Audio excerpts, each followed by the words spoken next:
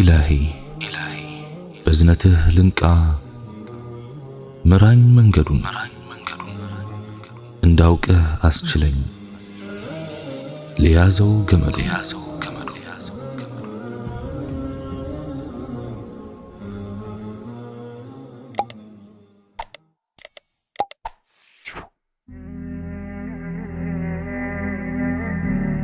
بسم الله. اللهم لك الحمد كما ينبغي لجلال وجهك وعظيم سلطانك، والصلاة والسلام على رسول الله وعلى آله وصحبه ومن والاه. السلام عليكم ورحمة الله وبركاته. عند توبة فلاقي توبة ማድረግ ፈልጋለሁ። ጓደኞቼ ግን እግር በእግር እየተከተሉኝ አስቸግረውኛል። በሕይወቴ ላይ የሆነ አይነት ለውጥ ለማድረግ እንደወሰንኩ ሲረዱ ወዲያው ጥቃት ይሰነዝሩብኛል፣ ውጥኔን ያከሽፉታል። የእነርሱን ተጽዕኖ ለመቋቋም የሚያስችለኝ አቅም የለኝም። ምን ባደርግ ይሻላል ሊል ይችላል። ለዚህ ተውበት ፈላጊ ምላሻችን ሁኔታውን በትዕግስት ተቋቁሙ። አላህ ባሮቹን ሁሌም ይፈትናል። በዚህም ሐቀኞቹን ከሐሰተኞቹ ይለያል፣ በጎ ተግባራትንም ከመጥፎቹ አንጥሮ ያወጣቸዋል። እስከዚያው ታገስ የሚል ነው። በቀጥተኛው መንገድ ላይ እስከ ቆምክ ድረስ ጽናት የግድ ይላል። የሚያሳድዱ ጓደኞች ከሰውም ከጅንም የሆኑ ከቀጥተኛው መንገድ ሊያወጡ የሚያሴሩና የሚተባበሩ ናቸውና እጅ እንዳትሰጥ። እንዲህ አይነቶቹ ገጠመኞች በተለይ ህገወጥ ጾታዊ ግንኙነቶች የነበራቸው ሁለት ወጣቶች አንደኛው የአላህን ምህረት ፈልጎ ከጓደኛው ጋር የነበረውን ግንኙነት ሲያቋርጥ የሚከሰቱ ናቸው። በየትኛውም ሁኔታ ቢሆን ግን ተውበት ፈላጊው መሸሸጊያውን አላህ ብቻ ማድረግ አለበት።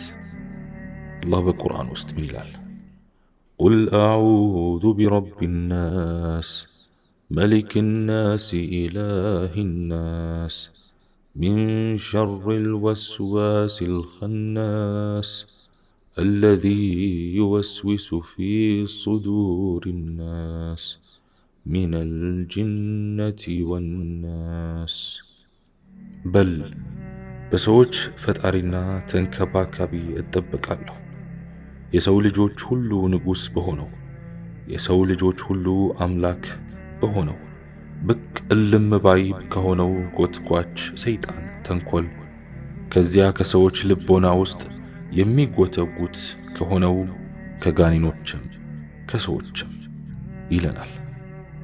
ታዲያ ከየትኛውም አይነት አደጋ የሚጠብቀንን አላህ መታዘዝ ይበልጣል ወይንስ እነዚህን ለራሳቸው ጠመው ሌላውንም ሰው ወደ ጥመት ለማስገባት የሚመኙ ሰዎች? እነዚህ ጓደኞችህ የነበሩ ሰዎች በቀላሉ እንደማይተው ተመልሰህ እነርሱ ወዳሉበት የኃጢአት እሽክርክሪት እንድትገባ የማይፈነቅሉት ድንጋይ እንደማይኖር የታወቀ ነው። የሴት ጓደኛ የነበረችው አንድ ወጣት ተውበት ካደረገ በኋላ ጓደኛው ስታስቸግረው እንደነበረ ነግሮኛል። እስከ መስጂድ ድረስም እየተከተለችው ወደ ነበረበት ኃጢአት እንዲመለስ ታግባባው እንደነበር አጫውቶኛል። አላህ በኢማናቸው ጠንተው ለሚቀጥሉት እንዲህ በማለት ቃል ገብቷል። يثبت الله الذين آمنوا بالقول الثابت في الحياة الدنيا وفي الآخرة ويضل الله الظالمين ويفعل الله ما يشاء. الله አማኞችን በዚህችም በመጪውም ዓለም በጽኑ ቃል ያጸናቸዋል፣ በዳዮችንም ያጠማል። አላህ የሚሻውን ይሰራል። ሱረቱ ኢብራሂም አንቀጽ 27። የእነርሱ ዓላማ ያለፈ ሕይወትህን እያስታወሱህና ኃጢአቶችህን በትዝታዎችና ትውስታዎች በደብዳቤዎችና ፎቶግራፎች ወዘተ አሳምረው እያቀረቡልህ መልሰህ ወደ ነበርክበት የኃጢአት ዓለም እንድትሰምጥ ማማለል ነውና በፍጹም አትስማቸው፣ አትበገርላቸው። ሊጠልፉህ የሚያጠምዱትን ወጥመዶቻቸውንም በጥንቃቄ እያመለጥክ በተውበትህ ጽና። እዚህ ላይ የከዓብ ኢብኑ ማሊክን ታሪክ ማስታወስ ይጠቅማል። ከዓብ ኢብኑ ማሊክ ከነቢዩ ዓለይሂ ሰላቱ ወሰላም ታላላቅ ባልደረቦች አንዱ ቢሆንም በተቡክ ዘመቻ ወቅት ወደ ኋላ በመቅረቱና በጦርነቱም ባለመሳተፉ ነቢዩ ዓለይሂ ሰላቱ ወሰላም ሌሎች ባልደረቦቻቸው ከዓብን እንዳያናግሩት አዘዙ። በከዓብ ላይ የንግግር ማዕቀብ የተጣለው አላህ እሱን በተመለከተ አንድ ምልክት እስኪያሳያቸው ነበር። በዚህ መካከል ጉዳዩን የሰማው የጉሳን ግዛት ኢአማኝ ንጉሥ የሚከተለውን ደብዳቤ ለከዓብ በመላክ ሊያስኮበልለው ፈለገ። አለቃህ እንዳንገላታህ ሰምተናል። አላህ ከዚህ የውርደትና የጥፋት ቤት እንዲያወጣ ከፈለክ ወደኛ ና፣ የምትፈልገውን ሁሉ እናሟላልሃለን። ካፊሩ ንጉሥ ለከዓብ የተመኘው መዲናን ለቆ እንደሱ ወደ ኩፍር እንዲመለስ ነበር። ታዲያ ይህ ታላቅ ሰሓቢ ለንጉሡ ደብዳቤ የሰጠው ምላሽ አስገራሚ ነበር። ደብዳቤውን እንዳነበብኩት ለራሴ ይህም ሌላ ፈተና ነው በማለት እሳት ውስጥ ጨምሬዋለሁ የሚል። አንድ ሙስሊም ወንድም ሆነ ሴት ከካፊር የዚህ አይነት የመደለያ ግብዣ ቢደርሰው ማድረግ ያለበት ይህንኑ ነው፣ ማቃጠል። በአመዱም ውስጥ በመደለያው ተሸንፎ ቢወድቅ የሚጠብቀውን የጀሃነም እሳት ማሰላሰል። አላህ እንዲህ ይላል፣ በመሆኑም ታገሱ፣ የአላህ የተስፋ ቃል እውነት ነው። እነዚህ ጽኑ እምነት የሌላቸው ተስፋ አስቆርጠው አያቃልሉ። ሱረቱ ሩም አንቀጽ 60። መገንዘብ ያለብሽ የድሮ ጓደኞችሽ ሚስጥር ያወጣሉ በሚል እነርሱን ወደ ማባበል ብትገቢ ይህን ማድረግሽ ይበልጥ ልብ እንደሚሰጣቸውና አንቺን ከማሳጣት እንደማይመልሳቸው ነው። ስለዚህ ለነርሱ ተጽዕኖና ዛቻ ከማጎብደድ ይልቅ በእነርሱ ላይ ድል እንድትቀዳጅ የአላህን እገዛ በመሻት ላይ አተኩሪ። ሐስቢ አላህ ወኒዕመል ወኪል፣ አላህ በቂ ነው፣ እሱ ለጉዳዮች ሁሉ በላጩ መፍትሄ ሰጪ ነው በሚለው ጠንካራ እምነት ይኖርሽ። ነቢዩ ዓለይሂ ሰላቱ ወሰላም ከሕዝብ ተንኮል ስጋት ሲያድርባቸው አላሁመ ኢና ነጅዓሉከ ፊ ኑሑሪህም ወነዑዙ ቢከ ሚን ሽሩሪህም፣ አላህ ሆይ ጉሮሯቸውን አንቀህ ትይዛቸው ዘንድ ከእነርሱም ክፋት እንድትጠብቀን እንማጸናሃለን የሚል ዱዓ ያደርጉ ነበር። የዚህ አይነት አጋጣሚ ከባድና ፈታኝ መሆኑ አይካድም። ለምሳሌ አንዲት ተውበት ያደረገች ሴት ከበፊት የፍቅር ጓደኛዋ ዛቻና ማስፈራሪያ ሊደርሳት ይችላል። ጓደኛዋ ወደ ነበረችበት የጃሂልያ ሕይወት የማትመለስ ከሆነ በእጄ የሚገኙ ሚስጥራዊ ፎቶግራፎችንና ሌሎች መረጃዎችን ይፋ አደርጋለሁ፣ ጉድሽን ለቤተሰቦችሽ አጋልጣለሁ እያለ ሊያስፈራራት ይችላል። ይህች ምስኪን ሴት በእርግጠኝነት ችግር ውስጥ መግባቷን ማሰብ አይከብድም። የዚህ አይነት ሸይጣናዊ የስነ ልቦና ጦርነቶች በተለይ ወደ ተውበት የተመለሱ ታዋቂ ዘፋኞችን፣ ተዋንያንን ወዘተ ሊገጥም የሚችል ነው።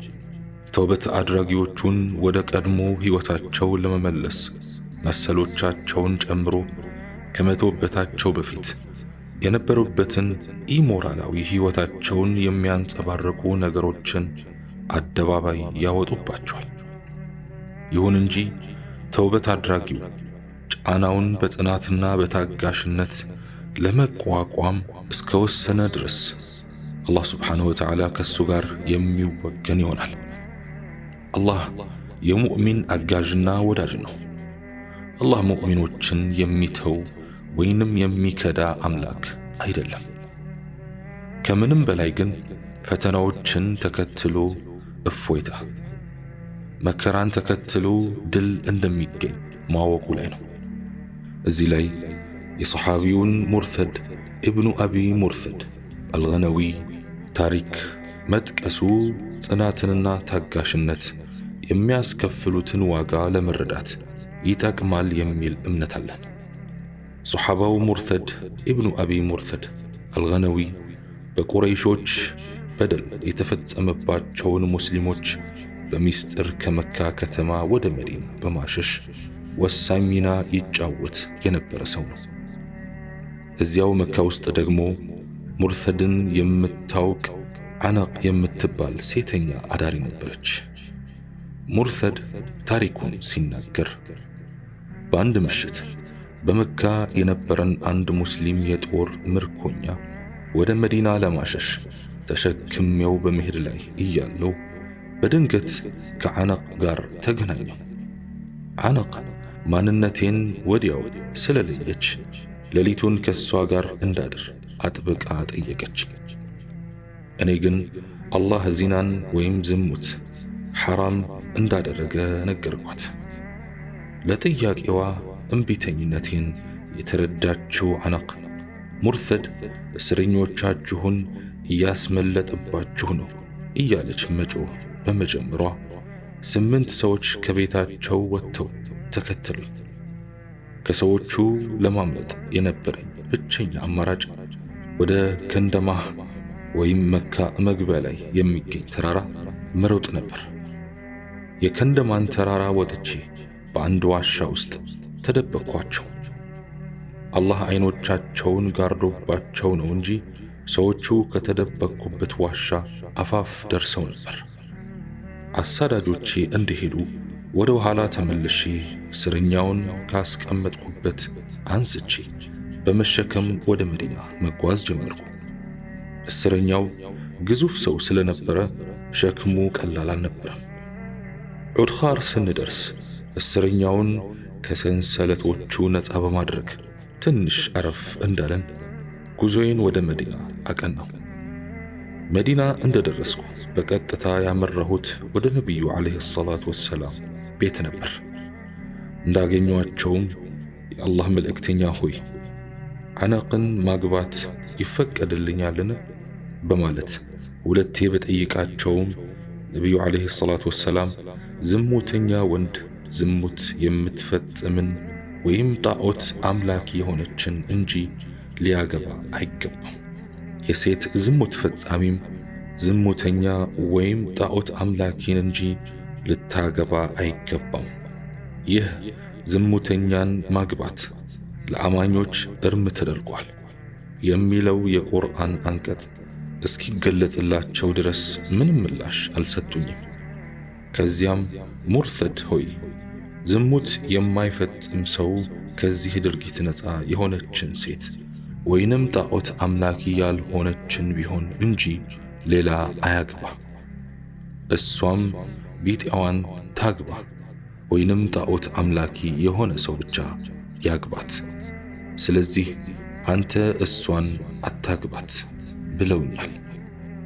ከዚህ ሐዲስ አላህ ሙእሚኖችን ከክፉ ተግባራት እንደሚጠብቅና ሁሌም መልካም ከሚሰሩ ባሮቹ ጋር መሆኑን ለመረዳት ይቻላል። እንዲህም ሆኖ አንድ ተውበት አድራጊ መጥፎ ነገር ቢገጥመው ይፈራቸው የነበሩት ጥቃቶች ቢፈጸሙበትስ ምን ማድረግ አለበት ልንል እንችላለን።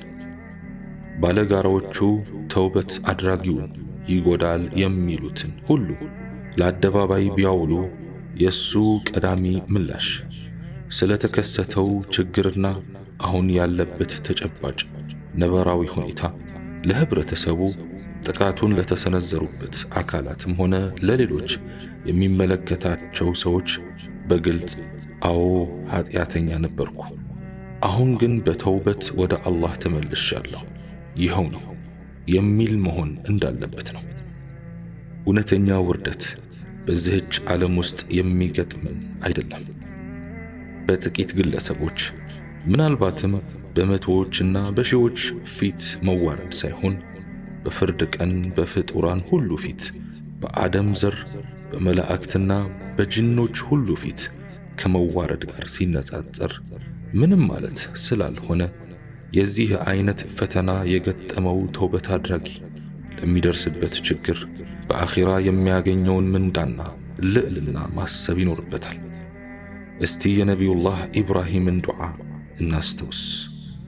ወላ ቱኽዚኒ የውመ ዩብዓሱን የውመ ላ የንፈዑ ማሉን ወላ በኑን ኢላ መን አተላህ ቢቀልቢን ሰሊም። የሰው ልጆች ሁሉ ከሞት በሚቀሰቀሱበት ቀንም አታዋርደኝ፣ ገንዘብም ልጅም በማይጠቅምበት ቀን አላህን በንጹህ ልብ የተገናኘ ሲቀር። ሱረቱ ሹዓራ አንቀጽ 87 እስከ 89። በዚያች የሐዘንና የብስጭት ወቅት የአላህን እርዳታ ለማግኘት የሚያስችለንን የነቢዩ ዓለይሂ ሰላቱ ወሰላም ዱዓ አንዘንጋ። اللهم استر عوراتنا وآمن روعاتنا اللهم اجعل ثأرنا على من ظلمنا وانصرنا على من بغي علينا اللهم لا تشمت بنا الأعداء ولا الحاسدين الله ሆይ ጥፋቶቻችንን ሸፍንልን፣ ፍርሃቶቻችንንም በሰላም አረጋጋልን፣ ድል ስጠን። አላህ ሆይ ጠላቶቻችን ወይንም መቀኞቻችን በእኛ ውድቀት እንዲደሰቱ አታድርግብን። አላህ ስብሓነሁ ወተዓላ በሰማነው የምንጠቅም ያርገን። ሱብሓነከ አላሁመ ወቢሐምዲክ አሽሀዱ አን ላ ኢላሃ ኢላ አንት አስተግፊሩከ ወአቱቡ ኢለይክ ወአኺሩ ደዕዋና አን አልሐምዱሊላሂ ረቢል ዓለሚን ወሰላሙ ዓለይኩም ወረሕመቱላሂ ተዓላ ወበረካቱሁ።